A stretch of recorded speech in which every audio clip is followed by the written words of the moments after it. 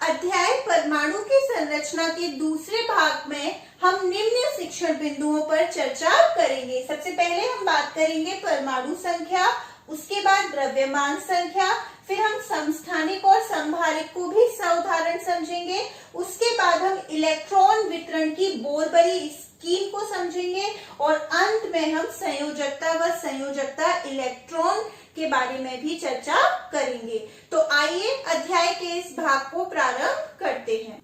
परमाणु संख्या, परमाणु संख्या कहें या हम परमाणु क्रमांक, एक ही बात है। इसे हम इंग्लिश में एटॉमिक नंबर कहते हैं और इसे हम कैपिटल Z से निरूपित करते हैं। क्या होता है ये परमाणु संख्या? परमाणु संख्या किसी भी तत्व के नाभिक में उपस्थित प्रोटॉनों की संख्या है। तो वही है इसकी परिभाषा, किसी तत्व के परमाणु के नाभिक में उपस्थित प्रोटॉनों की संख्या को उस तत्व का परमाणु क्रमांक कहते हैं। ये सिद्ध हो चुका है कि ये जो परमाणु क्रमांक है हमारा, ये किसी तत्व का मूल गुण होता है। क्यों? क्योंकि कभी भी दो तत्वों के एक से परमाणु क्रमांक नहीं होते। अगर मैं कहूं कि एक तत्व है और उसका परमाणु क्रमांक 11 है, तो तुरंत उस वक्त आपके माइंड में क्लिक कर जाना चाहिए कि मैडम सोडियम के बारे में बात कर रही है। क्यों? क्योंकि परमाणु क्रमांक 11 किसका होता है? आपका सोडियम का। पिछले अध्याय में हम तत्व और उनके प्रतीक के बारे में पढ़ चुके थे। तो यहाँ मैंने एक वही टेबल दिखाई है डायग्रामेटिकली, जिसमें आपके तत्व दिए गए हैं, उनके नाम, उनके प्रतीक और उनके परमाणु क्रमांक, जो आप सभी को अच्छे से लर्न होने चाहिए। जब हमें परमाणु क्रमांक पता होगा तभी हम उसमें इलेक्ट्रॉन, प्रोटॉन, न्यूट्रॉन की संख्या निकाल सकते हैं और जो हम अभी इसके आगे इलेक्ट्रॉनिक वितरण पढ़ेंगे वो भी हम निकाल सकते हैं। मैं एक बार इसे रीड कर देती हूँ, आपको इसी क्रम में इसको लर्न करना है। तो हम देख लेते हैं तत्व: hydrogen, helium, lithium, beryllium, boron, carbon, nitrogen, oxygen, fluorine, neon, sodium, magnesium, aluminium, silicon, phosphorus, sulphur, chlorine, argon. यहाँ मैंने सिर्फ 18 तत्वों के प्रतीक और उनके क्रमांक दिए हैं, परमाणु क्रमांक। इसके बाद अगर हम देखें तो हमारा पोटेशियम आएगा, उसके बाद calcium, scandium and so on. लेकिन आपको एटलीस्ट 9th क्लास तक ये 18 एलिमेंट्स उनके परमाणु क्रमांक के साथ लर्न होने चाहिए। अब एक और इम्पोर्टेंट बात करें हम, तो हम पिछले अध्याय में इस भाग में पढ़ चुके हैं कि हमारा परमाणु क्या होता है? विद्युत उदासीन होता है। इसका मतलब जितने उसमें प्रोटॉन होंगे उतने ही उसमें क्या होंगे? इलेक्ट्रॉन। तो मैं लिख सकती हूँ Z, यानी कि हमारा जो परमाणु हमारा संख्या है उसको हम लिख सकते हैं क्या? नाभिक में उपस्थित प्रोटॉनों की संख्या। प्रोटॉन मैं लास्ट उसमें बता चुकी हूँ, हम P+ से रिप्रेजेंट करते हैं। जैसा कि हमारा ये क्या है? विद्युत उदासीन। तो Z हमारा और क्या बताएगा? कक्षाओं में उपस्थित इलेक्ट्रॉनों की संख्या। कक्षाओं में उपस्थित इलेक्ट्रॉनों की, E नेगेटिव यानी इलेक्ट्रॉनों की संख्या। तो परमाणु क्रमांक अगर हमें किसी तत्व का पता है तो हमें उससे क्या पता चल जाएगा? उसमें प्रोटॉन की संख्या कितनी है और उसमें इलेक्ट्रॉनों की संख्या कितनी है। अगर मैं यहाँ से मैग्नीशियम ही तत्व ले लूं, परमाणु क्रमांक कितना है उसका? 12। तो उसमें प्रोटॉन की संख्या क्या होगी? 12 और इलेक्ट्रॉन भी कितने होंगे हमारे? 12। अब अगर मैंने कह दिया कि कोई तत्व है जिसमें 13 इलेक्ट्रॉन है, ध्यान से समझिएगा, मैंने कहा कोई तत्व है जिसमें 13 इलेक्ट्रॉन है, 13, तो उसका परमाणु क्रमांक क्या होगा? तो ऑटोमेटिकली परमाणु क्रमांक भी उसका क्या हो गया? 13। मतलब अगर हमें परमाणु क्रमांक पता है तो हम उसे प्रोटॉन की संख्या, इलेक्ट्रॉन की संख्या निकाल सकते हैं, और अगर हमें प्रोटॉन की संख्या पता है तो हम उससे उसका क्या निकाल सकते हैं? परमाणु क्रमांक। हम सभी जानते हैं कि परमाणु का जो संपूर्ण द्रव्यमान होता है वो उसमें उपस्थित उसके प्रोटॉनों और न्यूट्रॉनों के कारण होता है, जो किसमें उपस्थित होते हैं, हमारे नाभिक में। तो द्रव्यमान संख्या और कुछ नहीं, ये हमारी प्रोटॉन और न्यूट्रॉनों की कुल संख्या का योग है। द्रव्यमान संख्या को हम कैपिटल ए से भी निरूपित करते हैं। तो वही लिखा हुआ है यहाँ, किसी तत्व के परमाणु के नाभिक में उपस्थित प्रोटॉनों और न्यूट्रॉनों की कुल संख्या को उस तत्व की द्रव्यमान संख्या कहते हैं। तो द्रव्यमान संख्या बराबर प्रोटॉनों की संख्या प्लस न्यूट्रॉनों की संख्या। प्रोटॉनों की संख्या मैंने पी से दिखाई है, न्यूट्रॉनों की संख्या एन हम जानते ही है। तो क्या सूत्र बन गया एक तरीके से हमारा, ए बराबर पी प्लस एन। अब हम देख लेते हैं किसी परमाणु को दर्शाने का तरीका क्या होता है। मान लिया हमने, सबसे पहले हम क्या लिखते हैं, उसके तत्व का प्रतीक। क्या लिखते हैं हम, तत्व का प्रतीक। अब उस तत्व के प्रतीक पर हम लोअर साइड में यहाँ पर हम क्या लिखते हैं, उसका परमाणु क्रमांक। क्या लिखते हैं, उसका परमाणु क्रमांक। और ऊपर हम लिखते हैं, या तो इस साइड भी लिख सकते हैं या इधर भी, द्रव्यमान संख्या। द्रव्यमान संख्या हमने माना किसी तत्व का प्रतीक है, कोई भी एक्स वाई जेड, मैंने मान लिया एक्स है। क्या है, एक्स। तो परमाणु क्रमांक को हमने किससे निरूपित किया था, कैपिटल जेड से, तो वो यहाँ आएगा। और द्रव्यमान संख्या को हम किससे निरूपित कर रहे हैं, कैपिटल ए से। तो यहाँ लिख दें, या हम लिख सकते हैं इस तरीके से, एक्स जेड ए, एक ही बात है। अब एक अगर हम उदाहरण देखें तो अभी इससे पहले वाली स्लाइड में हमने देखा था, जैसे कि नाइट्रोजन, जिसका परमाणु क्रमांक क्या होता है हमारा, 7। तो नाइट्रोजन का प्रतीक क्या होगा, एन, कैपिटल एन होता है, हम सभी जानते हैं। तो 7 उसका परमाणु क्रमांक, तो हमने यहाँ लिख दिया। अब इसमें 7 ही हमारे न्यूट्रॉन होते हैं। और द्रव्यमान संख्या क्या है, प्रोटॉन की संख्या प्लस न्यूट्रॉन की संख्या का योग। तो यानी कि इसकी द्रव्यमान संख्या कितनी है, 14। तो यहाँ भी लिख सकते हैं 14। इसको हम इस तरीके से निरूपित करेंगे, या फिर इस तरीके से। दोनों ही ठीक है, किसी बुक्स में ये पैटर्न दिया है, किसी बुक्स में ये। मतलब लोअर साइड पे हम क्या लिखेंगे, आपको पता होना चाहिए, परमाणु क्रमांक, और उसके ऊपर क्या लिखेंगे हम, अपर साइड में द्रव्यमान संख्या। अब हम परमाणु क्रमांक और द्रव्यमान संख्या यानी कि मास नंबर से संबंधित कुछ आंकिक उदाहरण देख लेते हैं।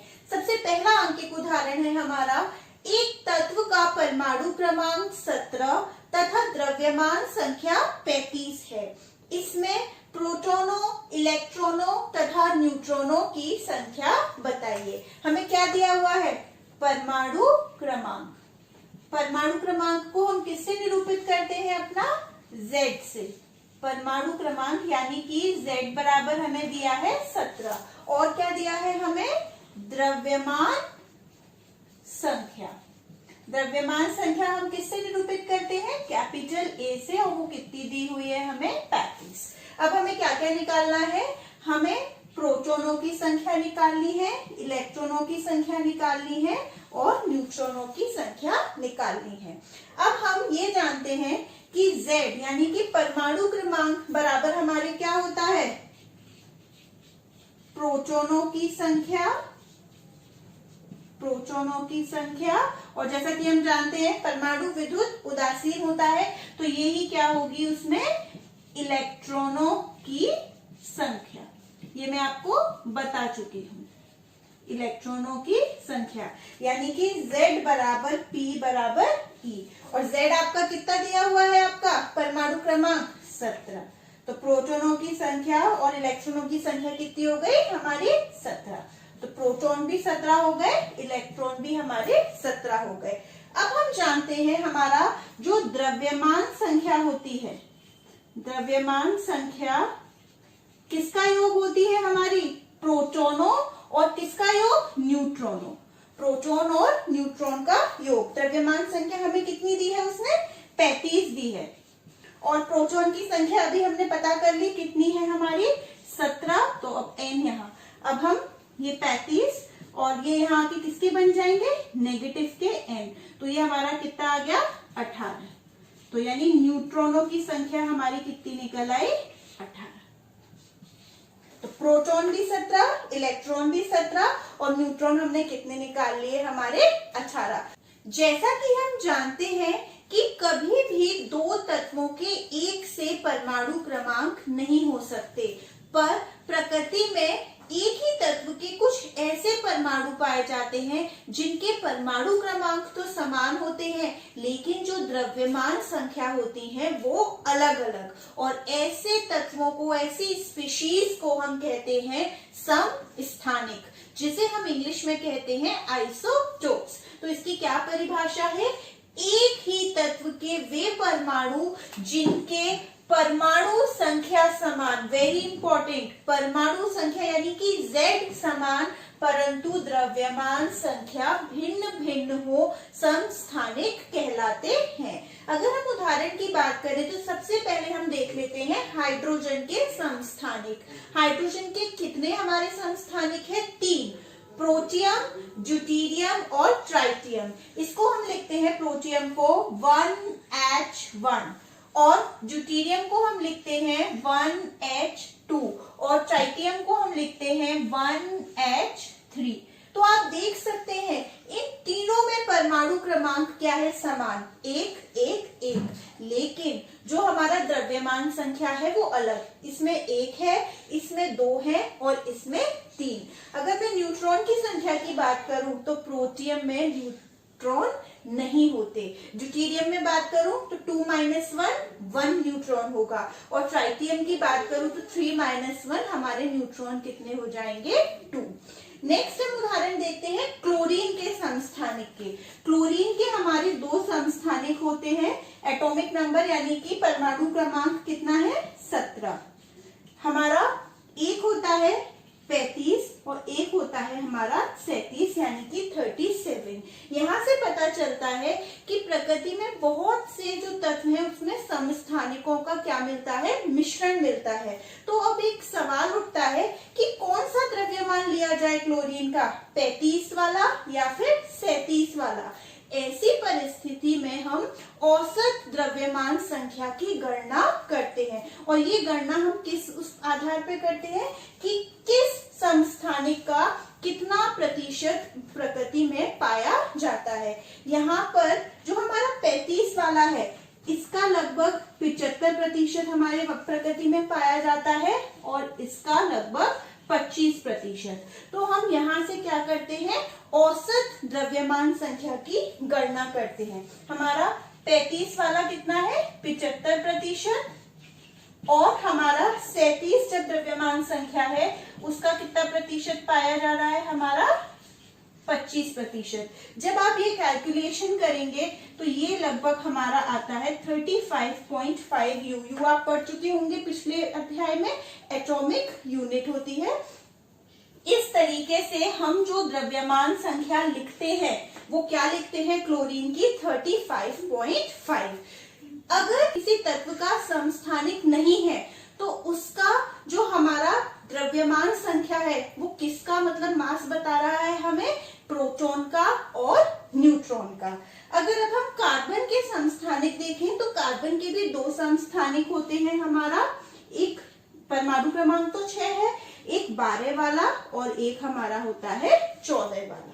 अब एक बहुत इंपॉर्टेंट नोट मैंने यहाँ पर लिखा है, समस्थानिकों के रासायनिक गुण समान लेकिन भौतिक गुण अलग अलग होते हैं। उनके जो रासायनिक गुण हैं वो इसलिए समान होते हैं क्योंकि इनमें जो संयोजकता इलेक्ट्रॉन की संख्या होती है वो क्या होती है? समान। अभी हम बात करेंगे संयोजकता इलेक्ट्रॉन क्या होते हैं। समस्थानिक के प्रयोग को देखें तो वो कुछ इस प्रकार है। सबसे पहला प्रयोग है कि कोबाल्ट के समस्थानिक का प्रयोग कैंसर के ट्रीटमेंट में किया जाता है और वो कौन सा समस्थान है? कोबाल्ट 60। तो वही लिखा है, कैंसर के उपचार में कोबाल्ट के एक समस्थानिक का उपयोग होता है। दूसरा प्रयोग घेंगा रोग, जिसे हम इंग्लिश में गॉइटर कहते हैं, घेंगा रोग के उपचार में आयोडीन के समस्थानिक का उपयोग होता है और कौन सा? आयोडीन 131। नेक्स्ट है यूरेनियम के एक समस्थानिक का उपयोग परमाणु भट्टी में ईंधन के रूप में किया जाता है। यूरेनियम 235 का उपयोग न्यूक्लियर रिएक्टर्स में किया जाता है। अगर और उपयोग देखें तो हमारे जो रक्त का थक्का जम जाता है, ब्लड क्लॉट, उसको ट्रीट करने के लिए सोडियम 24 ये उस समस्थानिक का प्रयोग किया जाता है। ठीक इसी तरह कार्बन का समस्थानिक कार्बन 14 उसका प्रयोग किया जाता है। जो बहुत पुराने ओल्ड आर्टिकल्स होते हैं उनकी एक तरीके से आयु को ज्ञात करने में। यहाँ हमने बात कर ली समस्थानिक की। अब हमारा नेक्स्ट टॉपिक है समभारिक। ये बिल्कुल समस्थानिक के विपरीत है। समस्थानिक में क्या था, परमाणु क्रमांक समान और द्रव्यमान संख्या अलग अलग। यहाँ क्या है कि द्रव्यमान संख्या तो समान होगी लेकिन परमाणु क्रमांक अलग अलग, तो हमारे तत्व भी बदल जाएंगे। वही लिखा है, ऐसे तत्व जिनकी द्रव्यमान संख्या समान हो किंतु परमाणु क्रमांक भिन्न हो समभारी कहलाते हैं। अब हम कुछ उदाहरण देख लेते हैं। सबसे पहला हम बात करते हैं कार्बन तथा नाइट्रोजन। हम सब जानते हैं कार्बन का प्रतीक C, नाइट्रोजन का N। इसका परमाणु क्रमांक 6 होता है, नाइट्रोजन का 7। तो दोनों में परमाणु क्रमांक क्या हो गए, भिन्न, लेकिन C14 और नाइट्रोजन इनका द्रव्यमान संख्या क्या हो गया, समान। तो ये आपका पहला उदाहरण हो गया। दूसरा उदाहरण है कैल्शियम, आर्गन तथा पोटेशियम। ये भी क्या है, हमारे समभारी। हम जानते हैं कैल्शियम का प्रतीक Ca, आर्गन का Ar और पोटेशियम का K। कैल्शियम एटॉमिक नंबर यानी परमाणु संख्या 20, आर्गन का 18 और पोटेशियम का हमारा होता है 19। और इन सब में द्रव्यमान संख्या क्या है हमारी, 40। इसका मतलब मैं कह सकती हूँ जो न्यूक्लियॉन्स की संख्या है, न्यूक्लियॉन्स यानी कि प्रोटॉन प्लस न्यूट्रॉन, उनकी संख्या का जो योग है वो क्या रहता है, समभारी में समान रहता है। एक पॉइंट और था इम्पोर्टेंट कि समस्थानिक में रासायनिक गुण समान लेकिन जो भौतिक गुण थे वो अलग अलग होते थे, लेकिन समभारिक में रासायनिक गुण भी क्या होते हैं, भिन्न भिन्न। क्यों? क्योंकि यहाँ पर जो इलेक्ट्रॉनों की संख्या है वो क्या होती है, अलग अलग।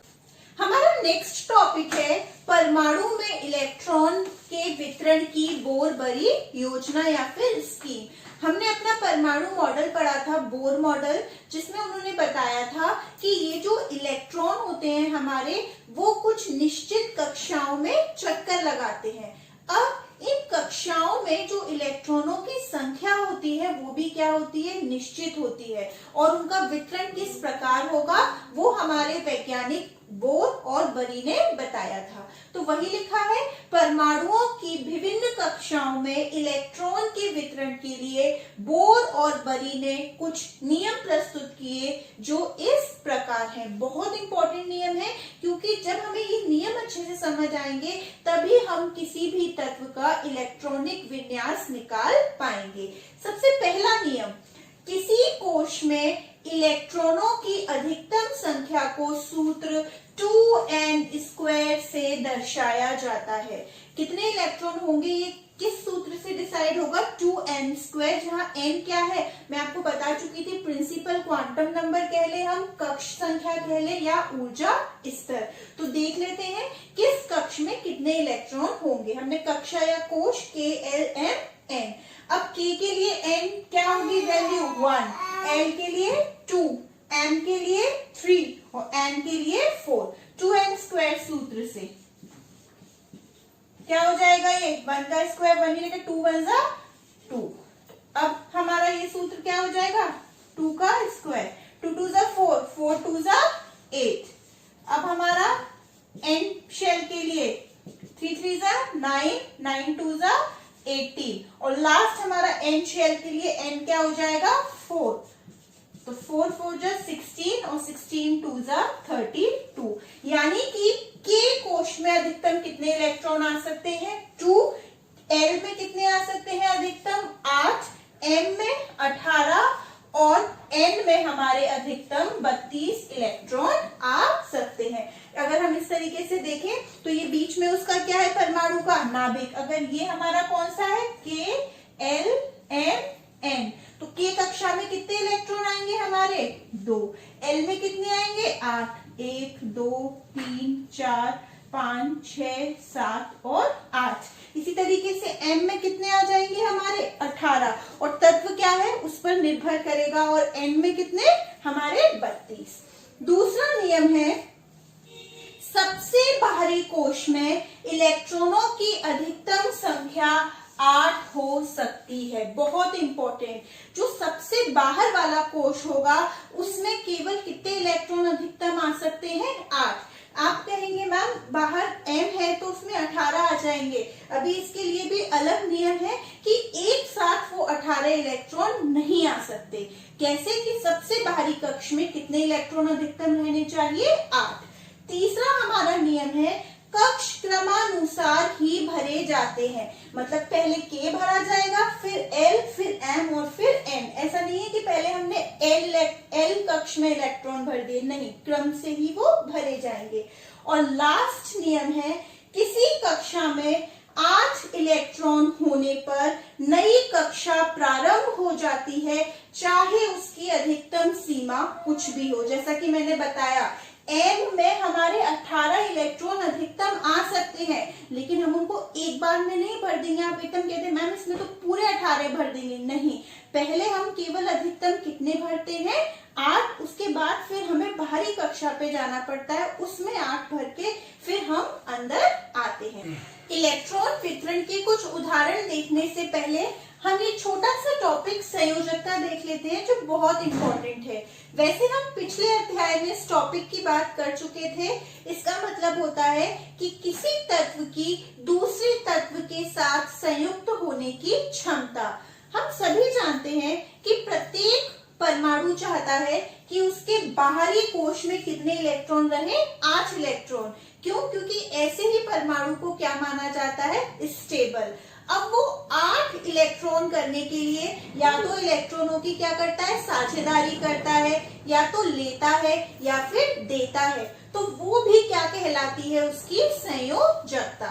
तो वही परिभाषा लिखी है यहाँ, किसी तत्व के परमाणु द्वारा दिए जाने या फिर लिए जाने या साझेदारी किए जाने वाले इलेक्ट्रॉन की संख्या उस तत्व की संयोजकता कहलाती है। ये अभी मैं बाद में बताऊंगी, पहले देख लेते हैं अब संयोजकता इलेक्ट्रॉन। जो बाहरी कोश में इलेक्ट्रॉनों की संख्या होती है उसी को हम क्या कहते हैं संयोजकता इलेक्ट्रॉन। तो किसी परमाणु की सबसे बाहरी कक्षा में उपस्थित इलेक्ट्रॉनों को संयोजकता इलेक्ट्रॉन कहा जाता है। एक बहुत इंपॉर्टेंट नोट है, यदि किसी तत्व के परमाणु के संयोजकता इलेक्ट्रॉन 1, 2 या 3 है तो उसकी संयोजकता भी क्या होगी 1, 2, 3। और यदि किसी तत्व के बाह्यतम कोश में 4 से 8 इलेक्ट्रॉन है तो उस केस में संयोजकता क्या होगी, उसको हम 8 में से घटा देंगे, 8 माइनस संयोजकता इलेक्ट्रॉन होगी। अब मान के चलिए किसी तत्व में बाहरी कोश में इलेक्ट्रॉनों की संख्या 8 है, तो हम क्या करेंगे 8 माइनस 8, तो इसकी संयोजकता क्या आ गई 0। और ऐसे तत्वों को हम कहते हैं अक्रिय गैस, यानी कि इनर्ट गैस, जिनकी संयोजन करने की क्षमता या संयोजकता कैसी होती है 0।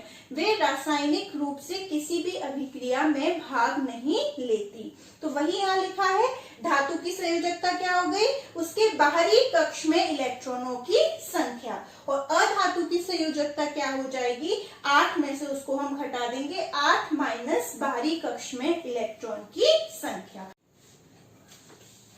चलो भैया तू हाथ, चलो भैया तू बाहर, तू चल भैया बाहर, चल भैया मेरे छोरा छोरी छोरा छोरी छोरा छोरी चल।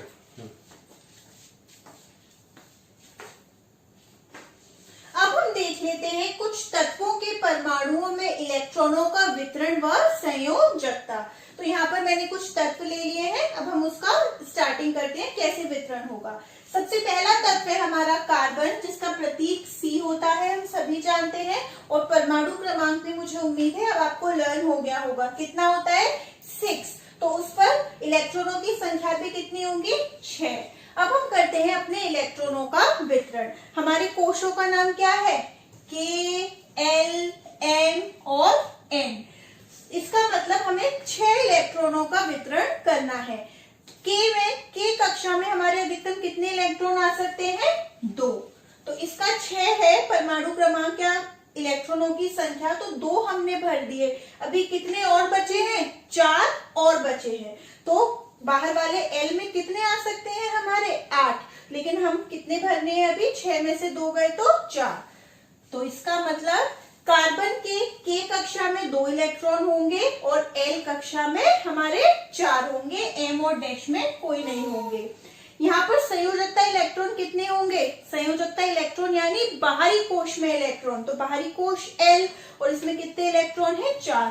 तो इसकी संयोजकता इलेक्ट्रॉन 4। अब इसकी संयोजकता हम कैसे निकालेंगे? यानी कि जब मैंने बताया था जब 4 से 8 है तो हम उसे 8 में से घटा देते हैं, यानी 8 - 4। तो इसकी संयोजकता कार्बन की कितनी आ गई हमारी? 4। हमारा दूसरा तत्व है सोडियम, जिसका प्रतीक होता है Na और उसका परमाणु क्रमांक कितना होता है हमारा? 11। अब हम अपने इलेक्ट्रॉन देख लेते हैं। K में कितने आ सकते हैं? वही 2। L में कितने आ सकते हैं अधिकतम? 8। अब हमारे M में 18 आ सकते हैं, लेकिन हमें कितने इलेक्ट्रॉन भरने हैं? 11। 2 और 8 यानी कि 10 तो हम भर चुके हैं। अब कितने बचे? 1। तो हमारे M में कितने आ जाएंगे? 1 और N में 1 भी नहीं। तो यहाँ पर संयोजकता इलेक्ट्रॉन कितने हो जाएंगे? 1, क्योंकि बाहरी कोश M में कितने इलेक्ट्रॉन है? 1। और इस केस में संयोजकता भी कितनी होगी? 1। नेक्स्ट है हमारा क्लोरीन। क्लोरीन का प्रतीक होता है Cl और इसका परमाणु क्रमांक होता है 17। तो देख लेते हैं K में कितने आएंगे? वही 2। L में कितने? 8।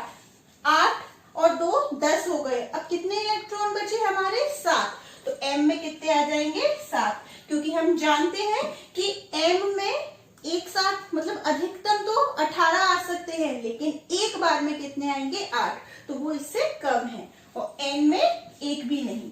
इस केस में संयोजकता इलेक्ट्रॉन कितने हैं हमारे? 7, लेकिन यहाँ संयोजकता कितनी होगी?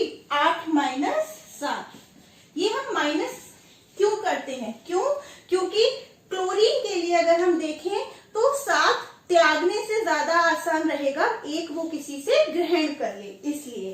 अब आर्गन, इसका प्रतीक क्या है हमारा? Ar। इसका हमारा परमाणु क्रमांक होता है 18। तो क्या वितरण हो जाएगा? 2, इसमें 8 और इसमें 8 और इसमें 1 भी नहीं। तो संयोजकता इलेक्ट्रॉन कितने होंगे? 8। लेकिन इसकी संयोजकता क्या होगी? 8 - 8 यानी कि 0। ये हमारी क्या है? अक्रिय गैस। यहाँ से एक बात क्लियर हो जाती है कि जितनी हमारी अक्रिय गैसें होंगी उनके बाहरी कोश में कितने इलेक्ट्रॉन होंगे? 8, केवल हीलियम को छोड़कर। हीलियम के बाहरी कोश में कितने इलेक्ट्रॉन होते हैं? 2, और वहां एक ही कोश होता है हमारा K। लास्ट है हमारा कैल्शियम, जिसका प्रतीक होता है Ca और परमाणु क्रमांक है 20। इसकी इलेक्ट्रॉन वितरण देख लेते हैं। 2। अब L में कितने आ जाएंगे? 8। अब बचे कितने? 10। तो वही सवाल है, आप कहेंगे मैम M में 18 आ जाते हैं तो हम 10 एक साथ भर दे। नहीं, चौथा नियम याद कीजिए, एक बार में 8 भर सकते हैं, फिर हमें बाहरी कोश पे जाना होता है। तो यहाँ पे कितने भर दिए हमने? 8 अधिकतम। अब बाकी के कितने बचे हमारे? 8 2 10, 10 और 8 18, 2 बचे। तो यहाँ पे N शेल में यानी कि N कोश में कितने इलेक्ट्रॉन आ गए? 2। तो 2 8 8 2। यहाँ पर संयोजकता इलेक्ट्रॉन कितने होंगे? 2, और संयोजकता भी हमारी कितनी होगी? 2। अगर हम इसका डायग्राम बनाना आ जाए कि इलेक्ट्रॉन वितरण का, तो मान के चलिए अगर मैं इसी कार्बन का बना रही हूँ तो बीच में तो हमारा क्या होगा? केंद्रक। ये हमारा K कोश हो गया, ये हमारा L। तो इसमें K में मैं कितने दिखा दूंगी? 2, और L में कितने दिखा दूंगी मैं? 4। इसी तरीके से अगर मैं सोडियम बनाऊं तो वही बीच में हमारा नाभिक, फिर K L और यहाँ मेरे को M भी बनाना पड़ेगा। इसमें मैं 1 दिखाऊंगी, इसमें 2 और इस वाले में कितने? 8। 1 2 3 4 5 6 7 8। इस तरीके से आप अपने ये इस तरीके का डायग्राम बना सकते हैं। अध्याय के इस भाग की समाप्ति पर आप सभी को गृह कार्य में निम्न प्रश्नों के उत्तर हल करने हैं। सबसे पहला प्रश्न यूरेनियम, जिसका ये क्या है परमाणु क्रमांक और ये क्या दिया हुआ है आपको द्रव्यमान संख्या। यूरेनियम नाभिक में प्रोटॉनों तथा न्यूट्रॉनों की संख्या ज्ञात कीजिए। दूसरा प्रश्न है सल्फर व मैग्नीशियम की संयोजकता ज्ञात करें। तीसरा समभारिक क्या होते हैं और आखिरी प्रश्न है हाइड्रोजन के कितने समस्थानिक होते हैं।